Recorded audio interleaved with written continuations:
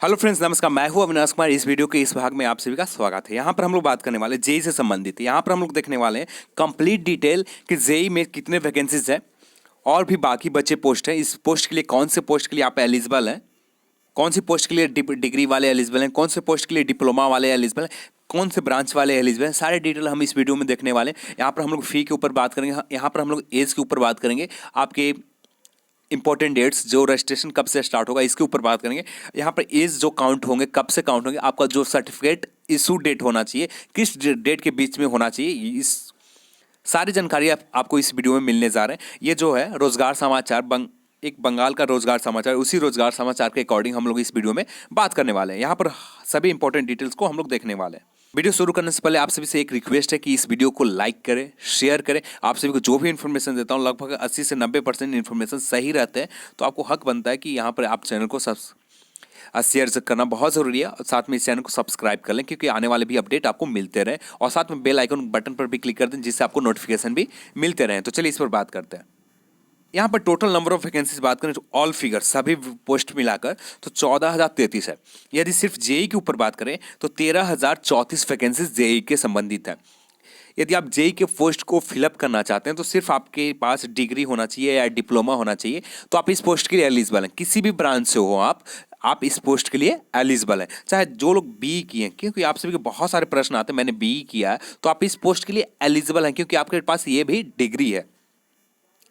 यहाँ पर आप सभी को बता दूं, जो आपका सर्टिफिकेट इशू डेट होना चाहिए 5/1/2019 से काउंट किए जाएंगे। तो आपको 5/1/2019 को ही हो या उससे पहले का हो। यहाँ पर आपको सिर्फ पास होना चाहिए, ना कि आप पेयरिंग वाले, जो लोग अपीयर हैं, जिनका अभी कंप्लीट नहीं हुआ, जिनके पास 1 ईयर बाकी है, जिनका रिजल्ट अभी भी नहीं आया, जिनका रिजल्ट को उम्मीद है कि जनवरी लास्ट तक आए, तो वो लोग इस फॉर्म को फिलअप नहीं कर सकते। रिजल्ट जिनका सर्टिफिकेट इशू डेट 5 जनवरी 1 को इशू हो जाते हैं, तो अब तब जाकर आप इस पोस्ट के लिए एलिजिबल है। नेक्स्ट जो पोस्ट है जूनियर इंजीनियर से संबंधित, जेई से संबंधित, इंफॉर्मेशन एंड टेक्नोलॉजी से संबंधित पोस्ट है। यहाँ पर इस पोस्ट के लिए ग्रेजुएट बीएससी से हो या बीटेक हो इन कंप्यूटर साइंस में, या बीसीए आपने किया कंप्यूटर एप्लीकेशन, या इंफॉर्मेशन टेक्नोलॉजी से संबंधित बीटेक किया, तो आप यहाँ पर सभी ब्रांचेज लोग एलिजिबल नहीं है। जिन्होंने कंप्यूटर से या इंफॉर्मेशन टेक्नोलॉजी से बीटेक किया तो सिर्फ वही लोग एलिजिबल हैं। या किसी ने डिप्लोमा किया कंप्यूटर एप्लीकेशन से, any recognised institute may also apply candidate who have passed 3 year B level computer course. यदि आपने किया है तो आप इस पोस्ट के लिए 3 ईयर का डिप्लोमा हो, बी लेवल का आपका कंप्यूटर कोर्स का डिग्री, आपके पास डिप्लोमा डिग्री हो, तो आप इस पोस्ट के लिए एलिजिबल है। Junior engineer information and technology के संबंधित जो पोस्ट है, यहाँ पर नंबर ऑफ वैकेंसीज सिर्फ 49 है। यहाँ पर टोटल वैकेंसीज 49 पोस्ट है। यहाँ पर junior JE information and technology से संबंधित जो अगला पोस्ट है, ये पोस्ट है आपका डिपोट मटेरियल एंड सुपरिटेंडेंट का पोस्ट है। यहाँ पर टोटल नंबर ऑफ वैकेंसीज बात करें तो लगभग 456 वैकेंसीज है। 456 टोटल पोस्ट है डिपोट मटेरियल एंड सुपरिटेंडेंट का। यहाँ पर जो लोग डिप्लोमा किए हैं 3 ईयर का या 4 ईयर का डिग्री कोर्स हो, किसी भी स्ट्रीम में, किसी भी सब्जेक्ट से, किसी भी ब्रांच से आपने किया, कंप्यूटर और इलेक्ट्रिकल, ऑटोमोबाइल, जो भी ब्रांचेज हो, आप इस पोस्ट के लिए एलिजिबल है। उम्मीद करता हूँ यहाँ से इस 3 पोस्ट को जो संबंधित जो जितने भी डाउट्स होंगे, ये एलिजिबिलिटी क्राइटेरिया के ऊपर डाउट होंगे, ये सारे डाउट क्लियर हो गए आप सभी का। यहाँ पर आप सभी को एक बार और रिवाइज कर देता हूँ। जेई का पोस्ट किसी जेई जूनियर इंजीनियर या डिपोट मटेरियल सुपरिटेंडेंट, आप किसी भी स्ट्रीम, आपका स्ट्रीम जो भी हो, आपका ब्रांच जो भी हो, आप इस पोस्ट के लिए एलिजिबल हो। चाहे आपने बी भी किया है तो आप इस पोस्ट के लिए एलिजिबल है। आपका कमेंट सेक्शन में बहुत सारे कमेंट आ जाते हैं, मैंने बी किया है, मैंने इस ब्रांच से किया, क्या मैं एलिजिबल हूँ? तो आप सभी लोग एलिजिबल हैं इस पोस्ट के लिए। बट यहाँ पर इस पोस्ट के लिए सिर्फ बीटेक वे ही लोग एलिजिबल हैं जिन्होंने इंफॉर्मेशन एंड टेक्नोलॉजी से संबंधित डिग्री लिया है, बीटेक किया है। सिर्फ वे लोग ही एलिजिबल हैं इस पोस्ट के लिए, या बीसीए किया है, या बीएससी मैथ ऑनर्स से किया है, या बीटेक किया कंप्यूटर साइंस से। अब हम लोग नेक्स्ट पोस्ट के ऊपर बात करें जो सीएमए है। सीएमए का जो पोस्ट है, इस पोस्ट पर टोटल नंबर ऑफ वैकेंसीज बात करें तो लगभग 496 पोस्ट है।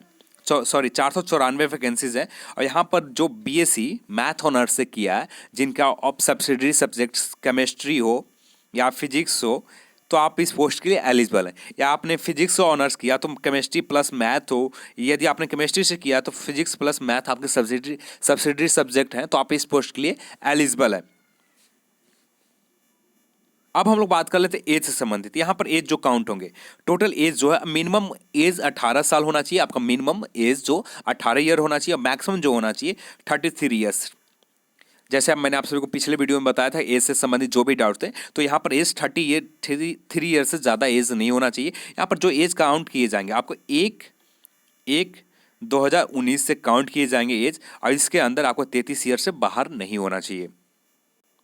यदि रिलैक्सेशन के ऊपर बात करें, छूट कितनी एज पे मिलती है, यदि आप ओबीसी में आते हैं तो 3 ईयर मिलता है, यदि आप SC ST में आते हैं तो 5 ईयर मिलते हैं। तो आप सभी लोग जानते हैं इस चीज़ के ऊपर।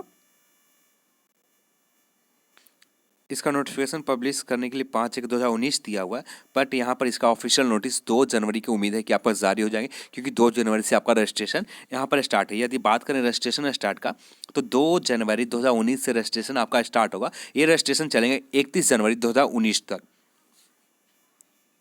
हम लोग बात करें नोटिफिकेशन नंबर का, नोटिस नंबर का, तो 3/2018 notice number CEN 03/2018 notice number इसका है।